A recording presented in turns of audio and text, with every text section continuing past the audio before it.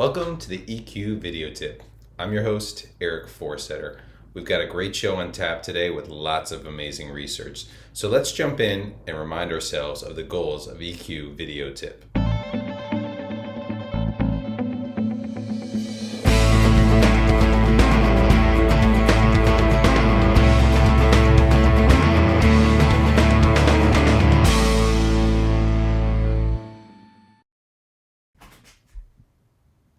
Welcome back. We've got a double feature show today. So this is the first part in 5 principles for a better post-pandemic you. It comes to us from Brad Stulberg of the Wall Street Journal. And Brad writes about how pre-pandemic Americans were reporting higher rates of anxiety, depression, even before all the craziness of the pandemic. Now, with the end of the pandemic hopefully in sight, or at least more normalcy there, people are beginning to reflect and think, what do they want and how do they want to lead their lives going forward, which is really important. And it'd be unfortunate to miss out on a chance to reset and redefine success as you see it. So we can all benefit, according to Brad, from something called groundedness. That's that internal strength and self-confidence that sustains you through the ups and the downs of life. It's a deep reservoir of integrity and fortitude and wholeness, as well as things that make you into that outlasting performance, which gives you well-being and fulfillment and allows you to emerge from troubling times. So being grounded, though, it doesn't mean getting rid of passion or dropping it or being out there and not wanting to have any ambition in your lives. Instead, it means you're dropping that frenetic, omnipresent anxiety, and you find a way to express your authentic self in the here and now. So the research that Brad's going to give us comes from neuroscience, psychology, sociology, even age-old religious teachings and wisdom traditions. And what he's done is boil down these things into 5 different examples that will make you better in a post-pandemic life. So let's get into them for the first part of this episode.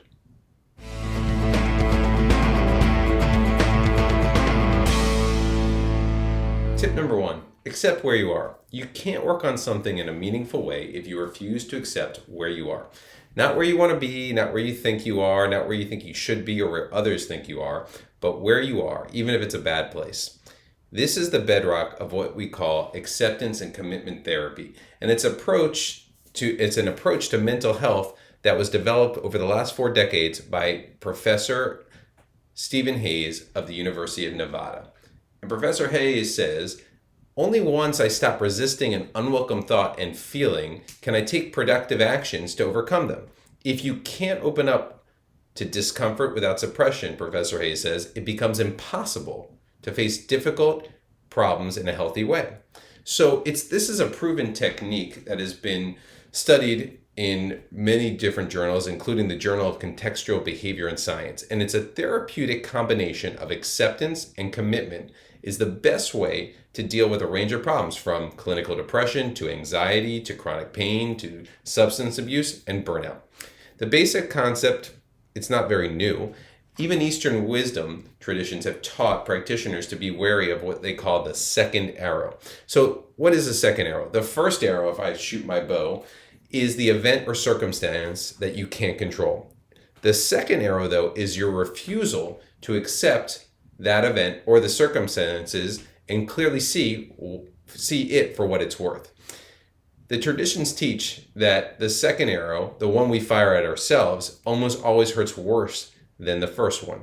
So how do we deal with that? Well, Professor Hayes says when he catches himself firing that second arrow and resisting reality, he repeats the mantra, this is what's happening right now. I'm doing the best I can. It helps him stay grounded among these challenges. It also helps him remember you don't need to feel good to get going. You need to get going to give yourself a chance to feel good.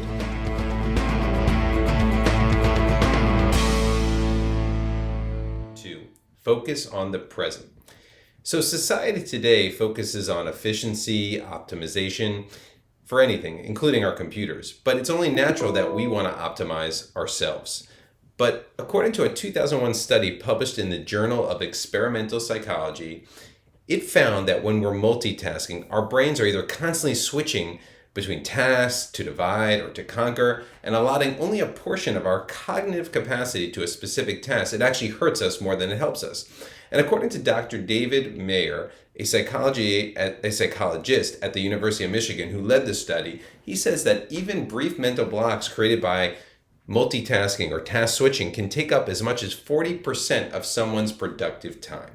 So meanwhile, perhaps the most important precondition or flow that we want our desired state to be in for the total absorption of what we're doing is incomplete without being present in the moment. So we need to be present in the moment and focus there.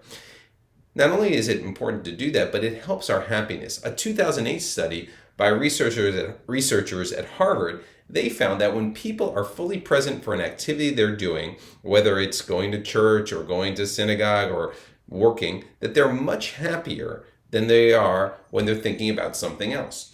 It should come as no surprise, speaking of religion, that such presence is the basis for enlightenment and joy across a lot of spiritual and philosophical traditions, including Buddhism, Taoism, Stoicism, and many forms of Judaism and Christianity, or most religions out there. So what do we recommend? Focus on the present, whether it's working, being with your family, with your friends, but try to stay in that moment.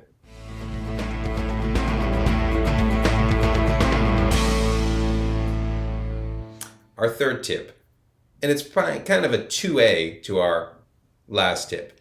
Not only do we have to be present, but we need to be, or to avoid being, online 24/7. What does that mean?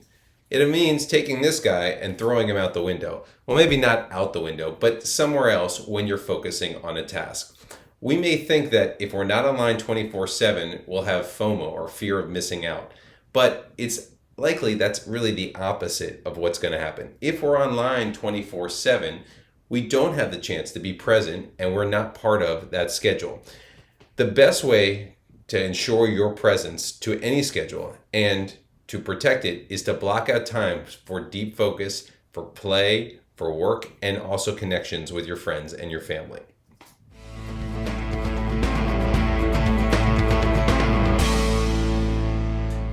That wraps up the first half of Principles for Making a Better Post-Pandemic You. We'll review those tips real quick before we come back.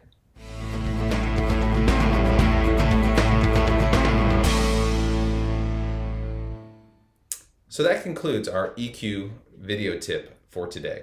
Try incorporating some of these tips into your daily routine. But remember, use what works best for you and personalize it for yourself. Thank you always to our great research team for providing us with some great tips today.